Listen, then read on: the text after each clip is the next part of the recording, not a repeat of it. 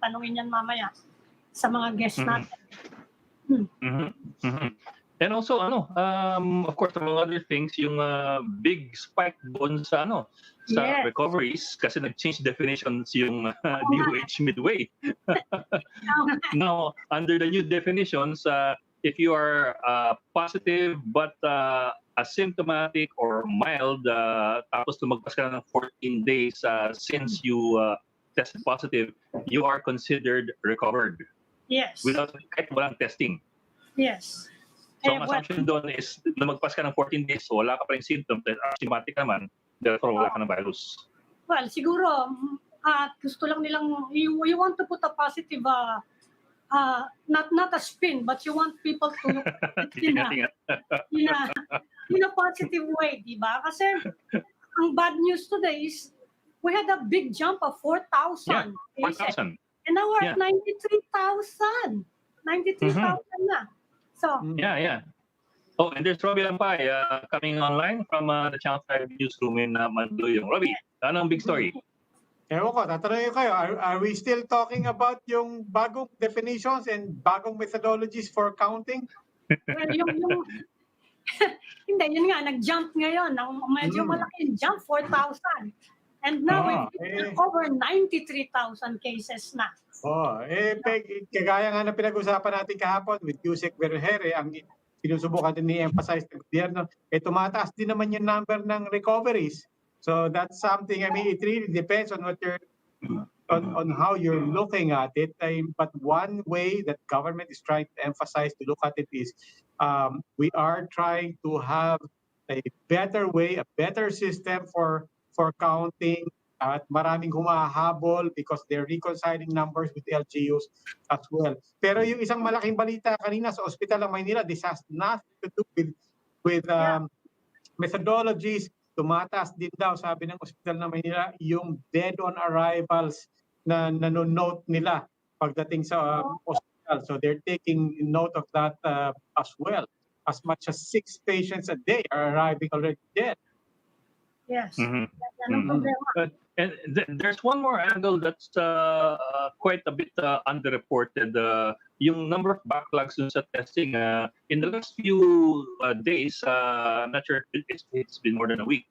Wala na kasi yung dati kasi nasa COVID tracker ng DOH yung nag-positive versus yung mga confirmed. So you can tell the difference between, you see the backlog Ngayon wala ding positive numbers just to confirm. But if you check other websites that also use the DOH data, nandun yung positive numbers. And the positive numbers in those websites, nag-guess natin once yung isa sa mga yun nasa 130 plus thousand already yung positive versus 90 plus na confirmed. So it's a backlog of around 37,000. Wow. Na hindi pa confirmed. So, sinabi rin yan dati ng di ba? Sinabi rin yan dati ng Okta Research. And they were emphasizing that. Parang we don't know how to count it. And this was back when malayo pa tayo sa 80,000 level. I think back when we were still talking about it mga 60,000 or so. Yes. Well, siguro... Anyway, segue. Siguro pwede na well, I think they have to balance the health aspect with the need to reopen the economy, So hindi dapat natatakot ang mga tao kahit tumataas. Sinasabi rin nila na tumataas yung recovery. So I think that's their way of balancing all these numbers. But anyway, maybe we will ask our trade chief, Ed, you can introduce him, our guest. Yes. Impact nito sa ating mga... we are fortunate to have with us tonight Trade Secretary Ramon Lopez. Sir, Secretary, thank you for joining us po. Good evening. Hello, good evening. Good evening. Hi. Good evening po. Hi, sir. Thank you for joining us. Yes. Sir, so sa intro, we talked about yung MSMEs and how we hope they can recover from the COVID-19 pandemic. You do have a program for MSMEs. It's called CARES, yung COVID-19 Assistance to Restart Enterprises. It's also called CARES. But as early as June, nagka-apply na po doon sa I think sa pondo. So you had to stop receiving applications. Now tell us about it now. Yung CARES, how is it going? I understand there's more money being put in. How far are we down the line? Yeah, so it's a 1 billion fund, and to date, over 650 million na yung na-approve. Talagang malapit nang maubos yung pondo na yon dahil ang application ay 3.5 billion pesos. So way above the 1 billion allocation. Yun ang na-allocate dito only because when nagpe-prepare tayo ng stimulus package, we were limited by the budget that the SB Corporation has. So parang ibinigay niya na lahat ng budget niya para meron na kaagad ready program dito. But of course, we are waiting dito sa stimulus package na hopefully ay magkaroon din ng additional fund na allocation para sa SB Corporation. Ayun, may arrangement din po kami with the DBP Land Bank na kung hindi masama yung SB Corp dito sa stimulus package, ang DBP Land Bank ready na rin magpahiram. In fact, may na-arrange na rin kaming additional funding from them habang iniintay pa itong stimulus package. And of course, as we look to 2021 budget, meron din kaming ina-expect doon na 1.5 billion na additional funding plus the 1 billion that we just recently approved that will come from the DBP Land Bank. No? So in effect, we will be having around 3.5 billion coming into next year. Of course, it will be a bonus kung masama tayo sa stimulus package being discussed at the Senate, para ngayon pa lang taon na to ay meron na tayong pondo rin para sa micro SMEs. But this is not to give you this is not the universe of the support to the micro SMEs. As been relayed before, ang Land Bank DBP rin can relent directly to the microfinance institution na nagpapahiram sa micro SMEs. So, sabihin lahat itong pondo na to ay pwedeng ilaan dito sa micro SMEs natin. At dito sa stimulus package, I think ang naka-propose sa ngayon ay 50 billion pesos para dito sa grupo ng mga micro SMEs. On top of that, nabanggit din ng ating Pangulo nung SONA na in-encourage natin ng Central Bank na encourage itong mga bangko para mag-extend ng mga kanilang mga loan terms. Parang pag in-extend kasi yung loan terms, it's like lending again to the borrowers dito sa mga kanilang mga kliyente. So yun po yung mga ibang paraan para talaga ma-sustain ma-sustain yung operation ng mga korporasyon at mga micro SMEs. Sir, if I remember right, mga 90% yung MSMEs dun sa mga negosyo sa Pilipinas, more or less. Pero medyo humaba, tumagal longer than we would have wanted yung GCQ dun sa mga business hubs like Metro Manila. Kamusta po ngayon ng MSMEs? We've been hearing about how difficult it's been for them from last month. What about this month? 1 month down the line, 1 month extension pa. How are they now? That's the reason, Ed, why we keep on adding more sectors na hindi pa dapat allowed under GCQ, allowed sila under modified GCQ, but we were really intending to include them under GCQ. For example, ang mga micro SMEs na nasa barbershops and salons, pati mga restaurants, karamihan micro SMEs talaga yan, inallow sila for dine-in, especially restaurants, for the GCQ. Dati yan, sa unang mga listahan natin, sila ay pang-modified GCQ. MGCQ. Oo. So, just sa employment dyan, dun lang sa mga barbershop salons, mga 400,000 ang nasa industry na yan. Dito sa restaurants, mga 1.9 million ang workers dito po sa sector na yan. And then recently, in fact, effective tomorrow, August 1. We're adding more sectors, yung mga nasa modified GCQ uli yan, na i-advance natin. Yes, I want to ask you about that, Secretary. Mga internet cafes and gyms. Hindi ba kayo nag-aalala na i-considering na today nag-jump yung ating COVID cases by 4,000 and now we've hit more than 93,000.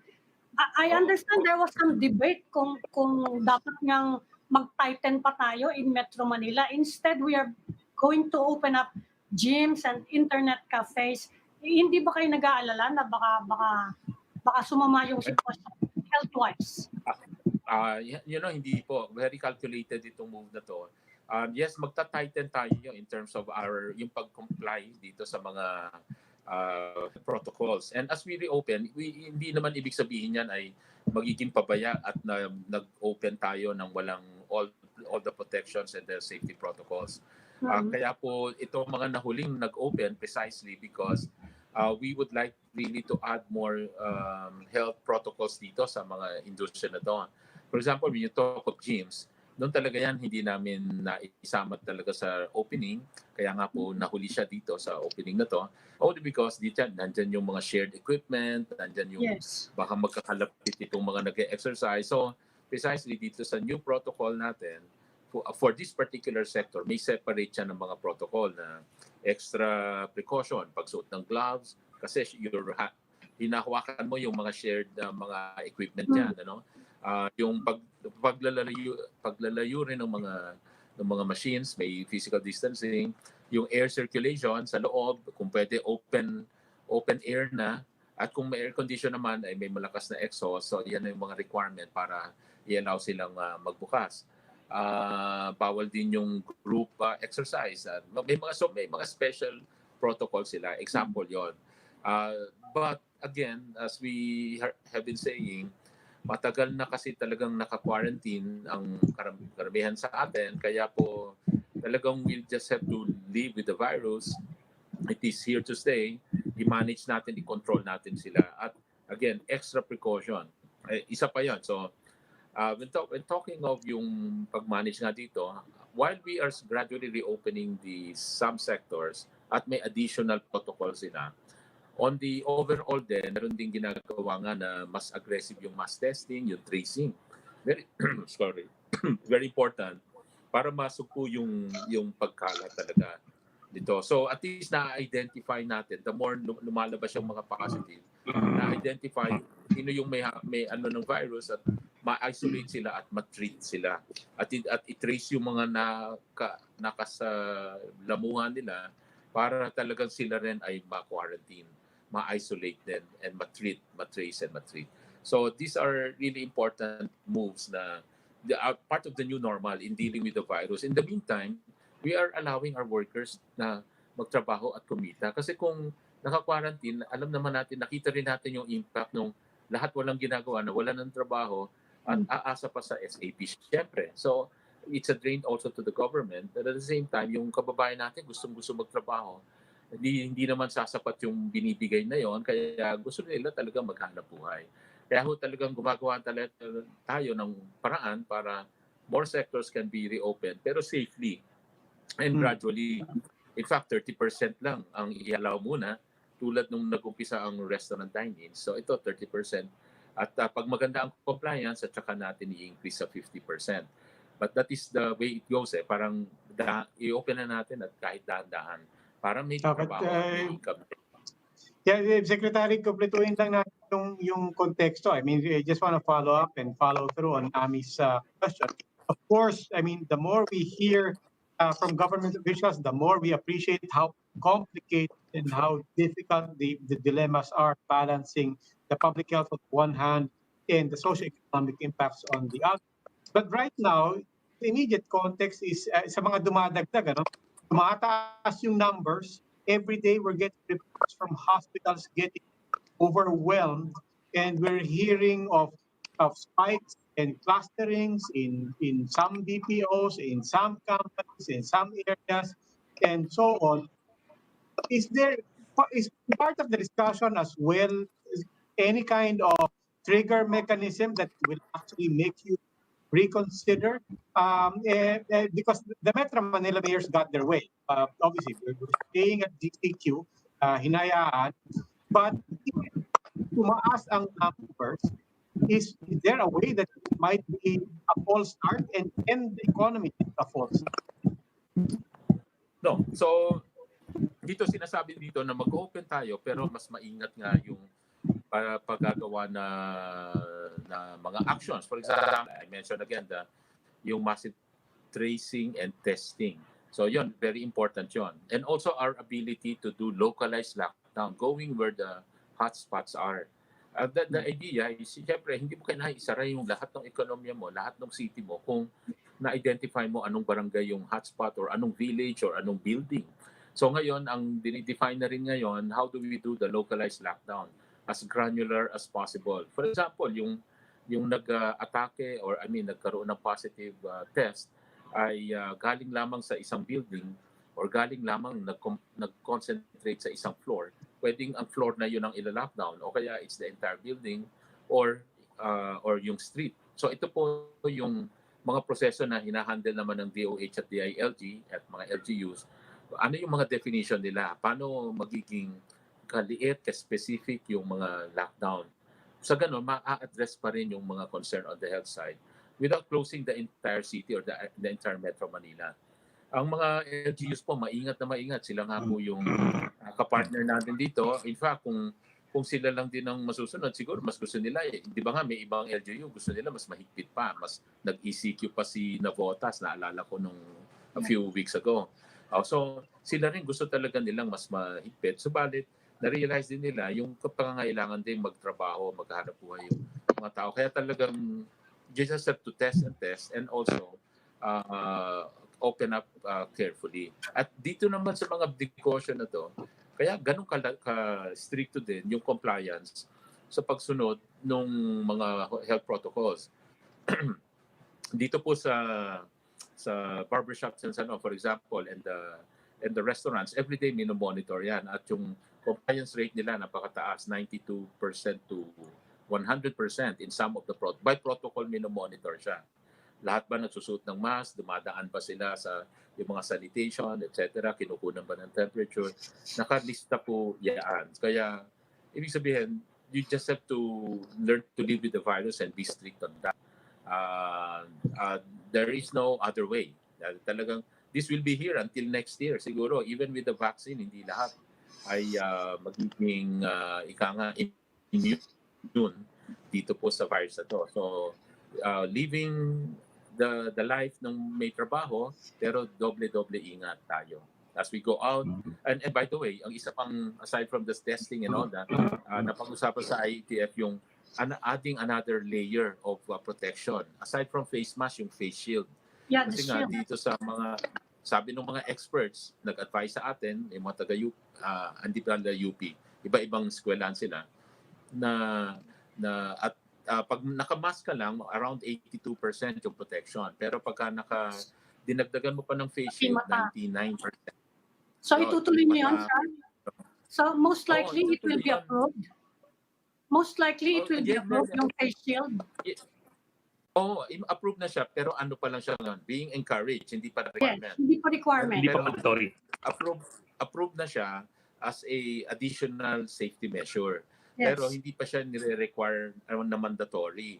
Ano pa natin, siyempre bigyan natin time din yung mga tao mag-adjust, maybe in 2 weeks or 3 weeks, at makabili, at maraming do-it-yourself. Kasi it's basically an acetate, yung plastic. Yes. Na wrap around or cover in your front part of the face. Ipa-price control niyo ba yon, sir? Ipa-price control niyo ba yung face shield? No, ang gagawin po natin dyan, actually, maraming livelihood na ma-offer po dyan. So, ang gagawin natin, kasi tulad ho ngayon, may project ngayon dahil sabi ng Presidente, magbibigay siya ng 20 million na mask. So, we are actually in the midst of talking to many cooperatives, livelihood, mga pati kababaihan. Sila magpuproduce ng wearable, washable, wearable na mask. Okay, so 20 million yan. Pati itong face shield, actually, nung hindi pa nire-require naman ito, hindi pa nauuso ito, marami na rin gumawa dito sa ating mga cooperative na yung binigyan natin ng SSF, for example, mga shared service facility, na gumawa na rin sila ng mga face shield na yan, iba-ibang design, no? Of course, nauso ngayon yung part of the salamin, may frame. So that will be the norm. Again, in the future, hindi lang mask. In the future, yung face shield. Sir, but do we understand you correctly that it will become mandatory? That's what I understood from you. Kasi parang ngayon, it's encouraged pa lang. Pero in the next few weeks, it will be required. Yes. So it will be required. Kasi yan na talagang di ba, we are all in trying to find out paano pa ma-increase yung protection as we are doing our daily lives na mapasok sa, lalo na sa public transport. In the public Yes. transport, if I'm not mistaken, required na siya. Kung hindi ako nagkakamali, no, yung mask and face shield pag nasa public transport.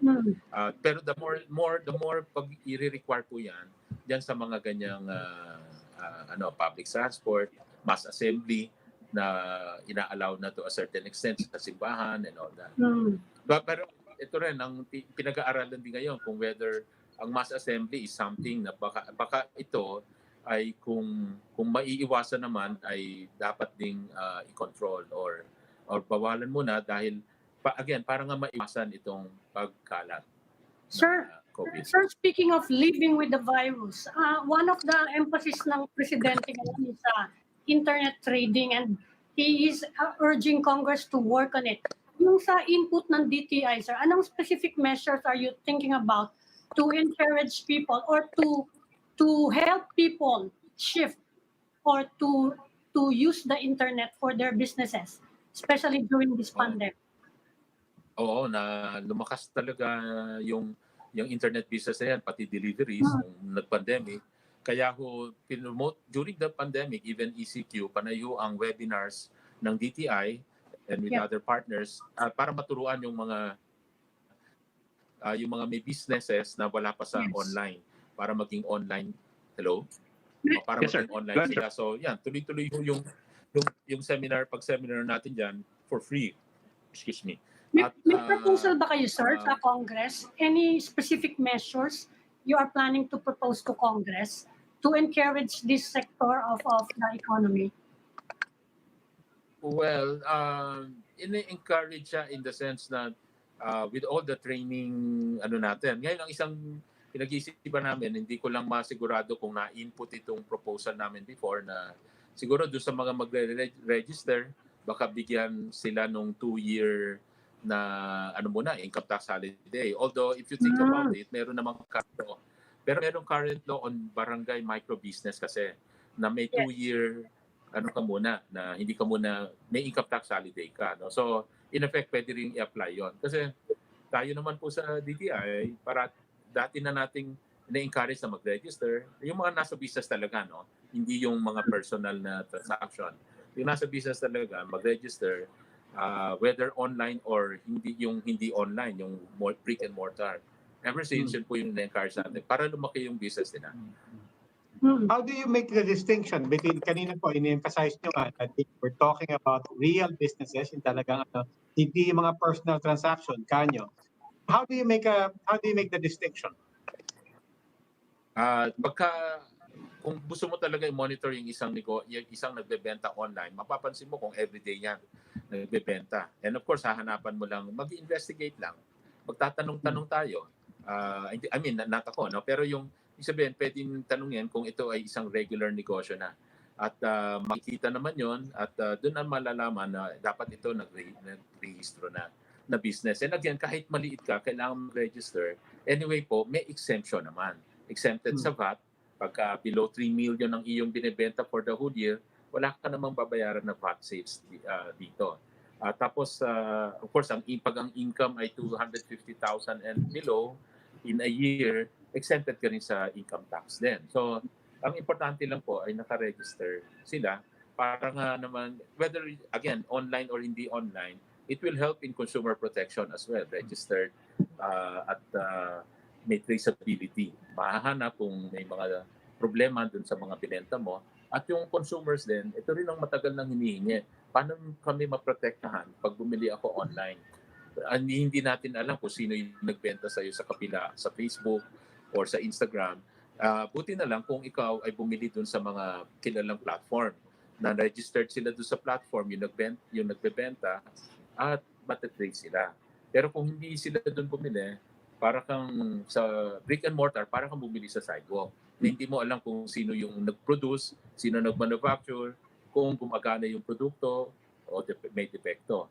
So, ganun din yung principle sa online. Importante you are dealing with legitimate or yung talagang rehistrado ng negosyo.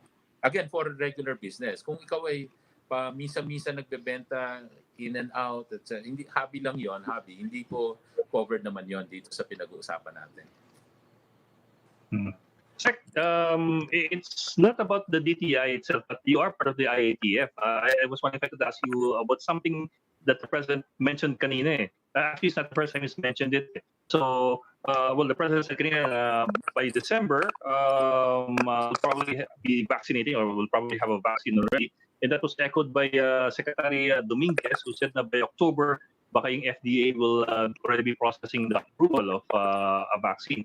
I'm wondering, sir, as far as the IATF is concerned, are we aware already, or is the IATF already aware that there is a vaccine almost ready? Are we missing out on something? Kasi everybody we talked to said na baka by next year pa yung vaccine. No, ganito po, bali ito IATF, nasa discussion yung status ng mga iba-ibang nagde-develop ng vaccines. And in our list, of course, it's more than 6, but merong top 6 na baga nag-uunahan na iba-ibang makers at iba from different countries. From Europe or from US or from China. So at meron pang iba. So minomonitor that at parang merong karing napapansin na yung iba mas advanced na, stage 3 na clinical trial, etc.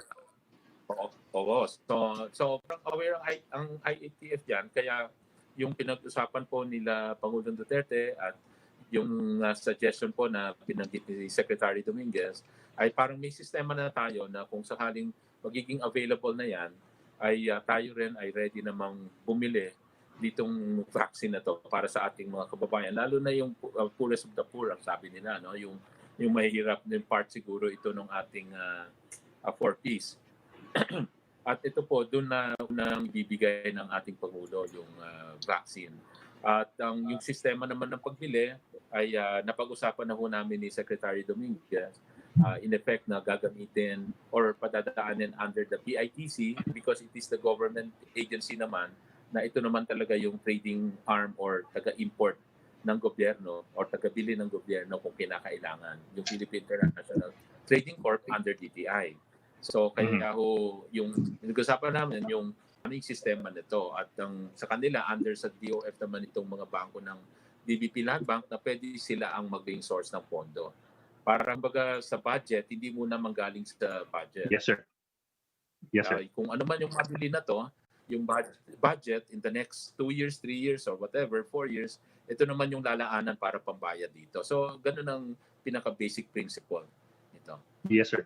Yes, sir. I understand, sir. I was just asking the question as a way of parang, I suppose, managing expectations. Kasi when we talk about the vaccine for distribution by December, that's already that's already putting the timetables in place. So it just as a matter of, I suppose, realistic expectations. Maraming salamat po, Secretary Mon. Yes, sir. Go ahead, sir. Just on that point lang, parang ang sinasabi lang naman po natin, anytime na maging ma-determine na meron ng ready na vaccine, si DOH naman ang magde-decide kung ano yung pumasa na anong brand, anong for what country, at kung ano yung bibilin, anong quantity muna. So talagang siguro tingin natin to magiging face by face din. Sir, isa na lang. Are you also coordinating with US companies? Kasi sabi ni Bill Gates, he's expecting a vaccine sa US companies by November siguro. Yes, opo. In fact, yung isang nabanggit doon, dalawang companies yun. From the US, yes. Pfizer and another one. Yes. I forgot. So, kaya po napag-usapan yon kasi yun nga parang maganda naman yung indication mula sa mga leaders nila na ang Pilipinas will also be given preference pag magkaroon ng vaccine sa kanila makadevelop. Okay. Kaya yun ang pinag-aralan na. Paano tayo makakakuha kaagad nito? Paano mapopondohan nito? Yan. Okay. Nagtanong rin sa akin kanina kung kailangan magbenta ng asset ng Pilipinas para bumili nito. Yun nga po, parang ang sagot na po doon ay hindi naman kailangan dahil may pondo naman ang ating mga GFIs, Government Financial Institutions. Okay. Okay.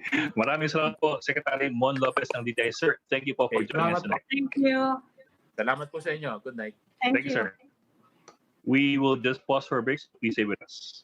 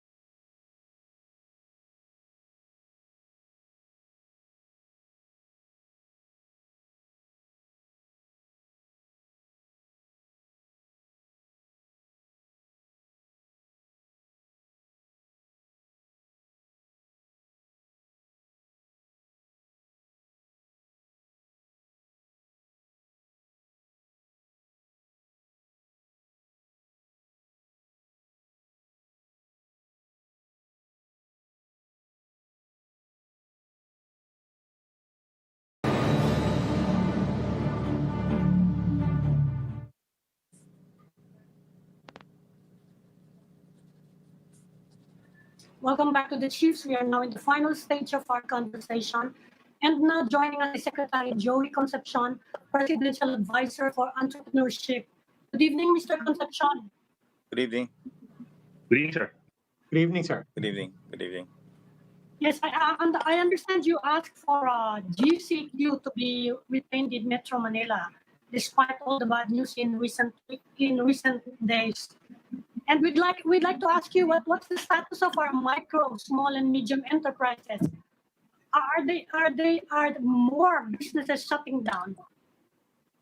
Well, your earlier guest, Secretary Ramon Lopez, Yes. knows basically the impact on the economy right now. From March 15 till, 2.5 months, we locked down the economy basically by locking down our people to prevent the virus from really spreading, which was the right decision at that time. Mhm. But of course, there are consequences when you try to save many lives. No? You shut down the economy, and the consequences are jobs and livelihoods have been affected. Moving forward, it is very important for us to really save lives. That is imperative. But we have also to try to save the jobs and that people have, and of course the livelihoods that people have started. No? Our advocacy in Go Negotia is 15 years today. No? This is our 15-year anniversary. And we have seen countless of MSMEs who've been so successful through hard work. And you can see the level of frustration that they have today when faced with this surmounting pandemic problem. And there is no other option but for us to open the economy, of course, carefully, and or else the government will not be able to sustain social remuneration. You have issues with tax revenues. I mean, national government and local government will have that issue. Sec Joey, ano po kasi, I think the latest data we have from the DTI about the MSMEs, yung survey done nung first half ng June that was released later in that month. Lumalabas na 26% ng MSMEs had closed down, 22% are now operating, but 52% are partially operating. But yun nga, that was a month and a half ago pa eh. We're wondering from your end, do we have more current data? Have things improved for MSMEs or have things gotten worse with the extension of GCQ? Well, by far from ECQ to GCQ, there's been a big change. No? Of course, people are now restarting their businesses. And that's important. And we're entering the strongest months of the year, August onward to December, which is the Christmas season. So the demand for essential and even non-essential during the Christmas period will be high. So people are now building their inventory, basically in food, and some maybe semi-essential. So if the government will call for an ECQ, then everybody will have to stop again, and people will be laid off, businesses will be closed. So the suggestion about Tuesday last week, we had a meeting with the business sector, the conglomerates, the mayors, the business organizations. The members of the IATF were part of that meeting. About 111 people attended that meeting. And what was very good is there was an alignment on where and how do we coexist with the virus. It is very important to understand that while we can be optimistic that a cure will be found this year or next year, we cannot plan on that basis. We plan on a worst case scenario. Many of the MSMEs today are basically hand-to-mouth. Many of them restructured their loans and refinance and the banks have been kind enough to include their interest. But what is sorely lacking is the working capital. Many have lost money, so they have to increase their equity or borrow more money. And that is a challenge today because many banks are risk averse because they know that we're entering a very challenging scenario. If the health situation is not controlled, your economic problem will not get away, and it can even get up. In the end, we really have to manage our health situation, and that's where the private sector and my role is trying to help And the program that Congresswoman Janet Garin presented during that meeting with the public and private sector was very focused. No? How do we coexist with the virus? And of course, you've been hearing me countless of. I mean, I've been always advocating test. No? Create visibility. Initially, we started with rapid test kits because that was the only weapon that we had against the enemy, which was the invisible enemy, the virus. It created definitely more visibility, and that's why we're able to manage our workers better. We're able to isolate the sick, those with the positive on IgM, we subject them to PCR. Now we are launching what we call the pooled PCR testing, RT-PCR testing. This is now a swab testing. So we're launching that now. And that is a game changer because it will increase the speed, it will increase the capacity, and bring down the cost. Yes, Secretary, as we get better at I can't testing, hear. can you hear me, Hello? Secretary? Hello, can you hear me? Can you hear me? Hello, hello. I can't hear. Sir, Oh. can you hear any of us, sir? I can hear you. hear I us? can hear. I can hear you. I can hear both of Si you. Robby ang nawawala. Si Robby nawawala. Anyway, Secretary Dominguez said we hit rock bottom actually in May, and the economy is now recovering. That's what he's saying. But saying how this crisis is being prolonged, do you agree with this observation that we're actually recovering, or are we headed for the worst still? No, no. We are definitely recovering because the economy now is opening up. You can see the flow of goods, the supply chain not disrupted. There are no more security checkpoints. So the approach really, as part of the strategy in coexisting with the virus, is we have to move and continue with granularized lockdowns. We avoid locking down the entire Metro Manila or NCR. And that is the approach now that the IATF, and we in that meeting, we're perfectly aligned. The mayors want it. I think their foot is in the ground. They know where the problem is. And you combine it with massive targeted testing to create visibility, locking down barangays, quarantining sitios, quarantining buildings. This is the approach. And with that, commerce can continue. No? Commerce can continue rather than when you lock down a huge area, then commerce will stop. So this is how we should move forward. And whatever test method we do, whether we use rapid, PCR, or pooled PCR, uh, we use all of that to help create visibility so that people can trace where the infection is. No, people can find out where tracing is very important. Isolating is the next step. There, we should. Secretary Garin is pushing for no home quarantine. She believes that everybody could be quarantined in isolation centers. No, and of course treatment. No. Secretary, can you hear me now? Robby Alapay. Yes, I can hear you now. I'm just curious, as somebody who mentors a lot of businesses, on the demand side, what do we do? Even as you open up the economy, the reality is people are very afraid to go out. They would still rather just stay at home. Do we let that take care of itself, or do we actively try to build up confidence? Well, confidence can only be built when they see that there is stability in the health situation. When they see the levels of infection moving up, people get scared, especially now. A lot of people are very scared.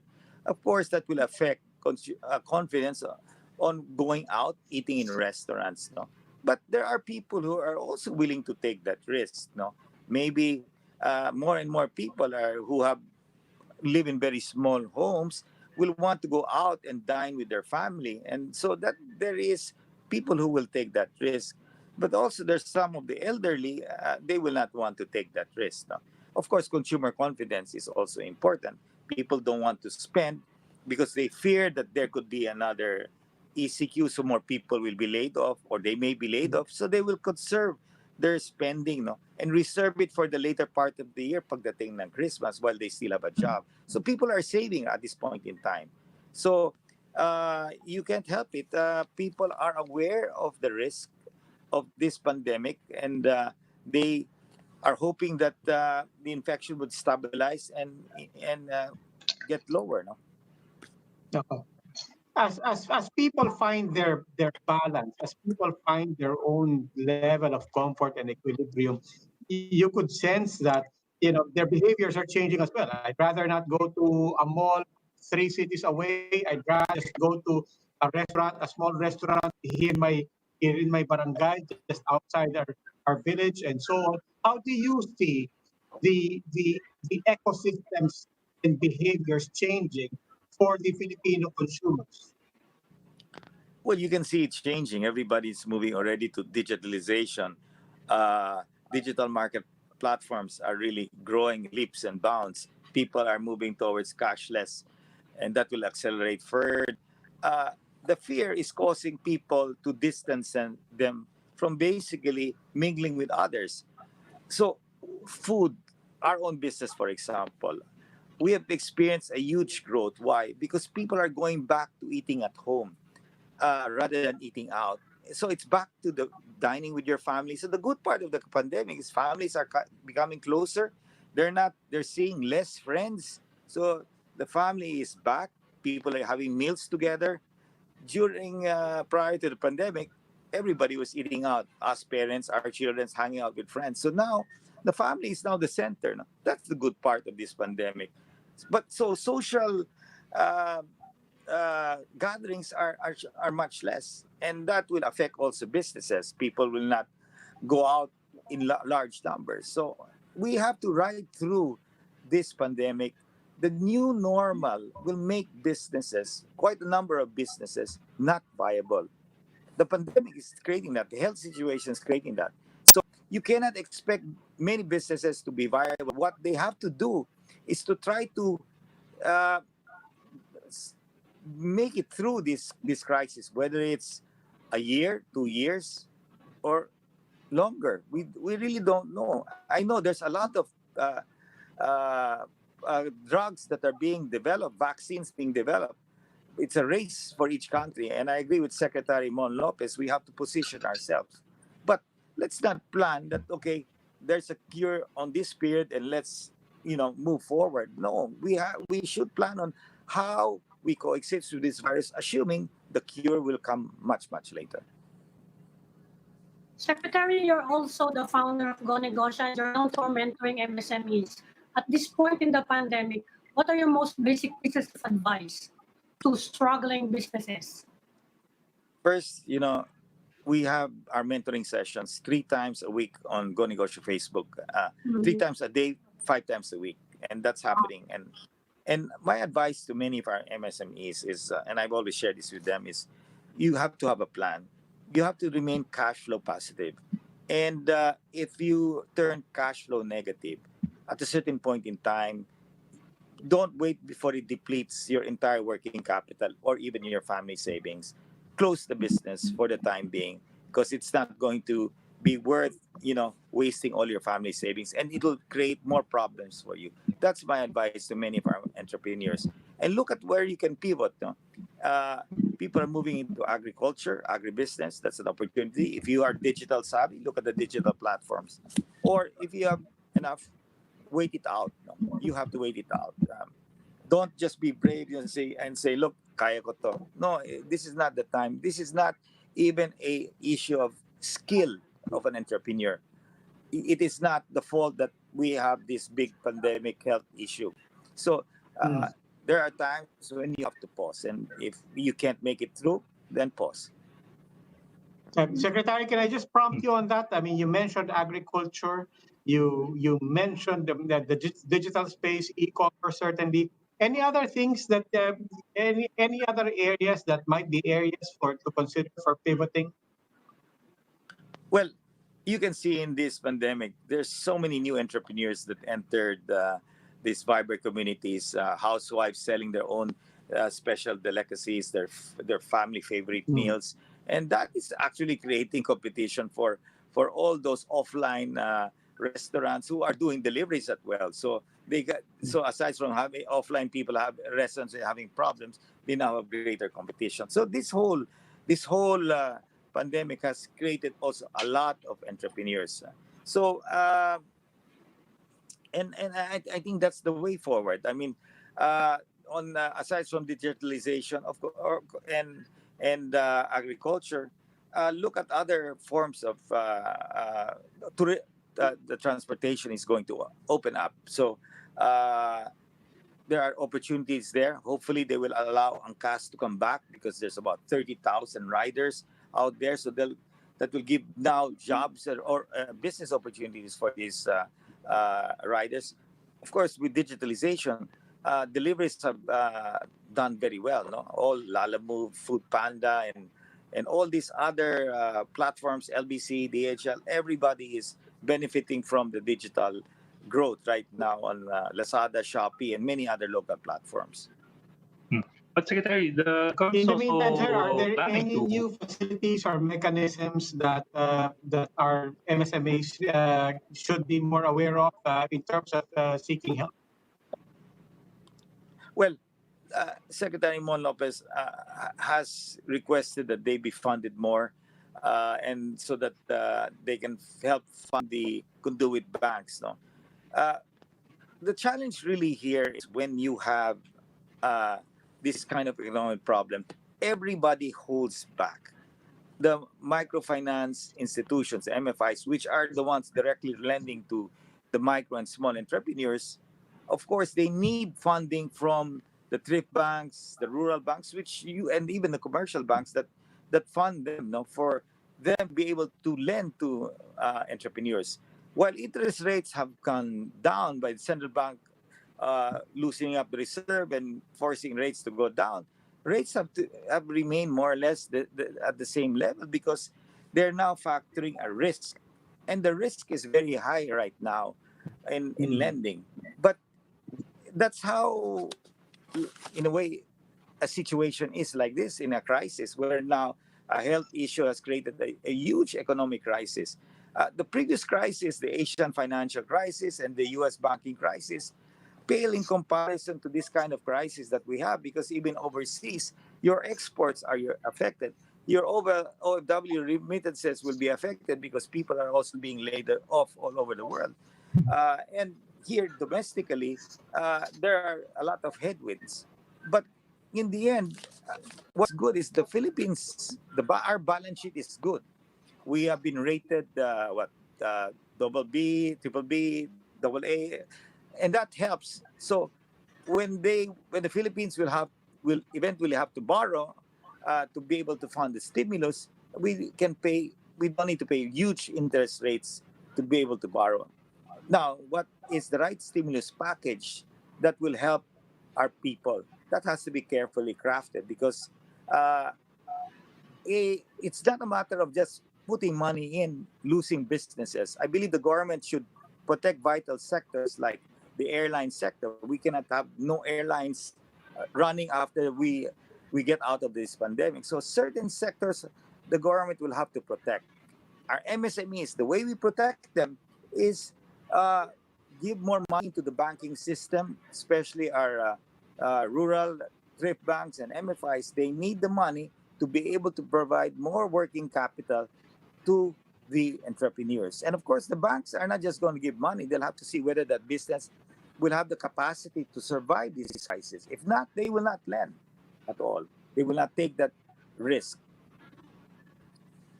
Professor, along those lines, are there any programs that would encourage these banks and other financial institutions, especially the provinces, to lend out to entrepreneurs who are trying to survive? Well, I Secretary Mon mentioned a couple of programs that DTI is doing now. So I think there are three P's is one of them. No, so uh, hopefully they get more money from the stimulus package. No, because then they can provide SB Corp more funding so that SB Corp can now lend more money to the rural thrift banks and the MFIs, which are the conduits. So uh, we'll have to wait. The economic team has their own version. Congresswoman Garin, Sharon Garin, and Stella Kimbo and Joey Salceda have their own version. They have a 1.3 billion stimulus. I think the economic team is much, much lower than that. So I was telling the economic team in Congress, maybe we should do it in tranches because we don't know how long this virus will last. So if you put a huge stimulus and you blow it and we go on ECQ, then we would have wasted it. No? So I believe that we should be prudent. We should have a stimulus package, especially, and maybe it should be in tranches. No? Sir, before we let you go, can I have one more question? At the same time, government wants to put I think, to tax online. Ed, are you there? Sir, can you hear, sir? Yes. I Well, don't believe.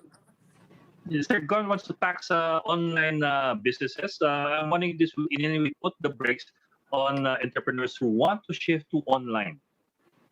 Well, actually, I was suggesting that we don't tax any until the end of this year. Give them a reprieve. Many housewives are trying to be entrepreneurs. Let's give them a chance. Don't do that next year. Let's allow them to test the waters and see if they will be successful in what they do. And starting next year, then let's start taxing them.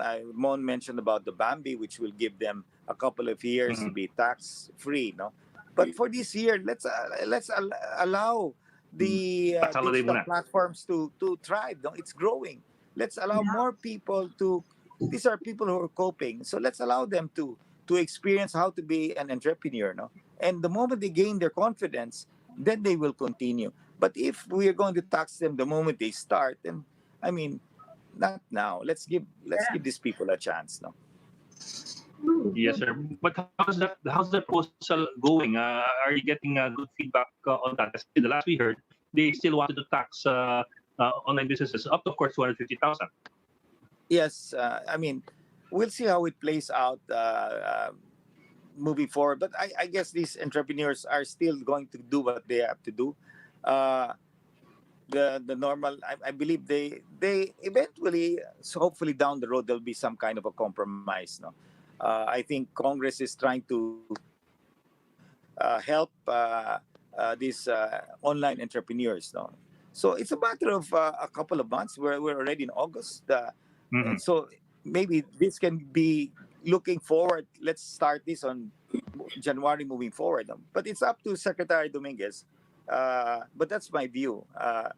And but nevertheless, whether they tax them or not, at least there's an area where these entrepreneurs can now experience how to be an entrepreneur. No? These market platforms on Viber communities and Facebook are providing that avenue, and that's good. Lazada, Shopee, and other platforms are allowing even offline big businesses to move now online. No? Everybody is shifting to online. People want food delivered at home. So there are a lot, believe me, there are a lot of opportunities in this pandemic as well. No? And you just have to be able to spot those opportunities. Okay, maraming salamat po, Presidential Advisor Joey Concepcion. Sir, thank you for joining us tonight. Thank Salamat you. po. Thank you. And that will be all for this edition of the Chiefs. We hope what was discussed here will keep the conversation going. I'm Edwin Galpan News. I'm Ami Paminton of the Philippine Star. I'm Robbie Alampay, and we are One News.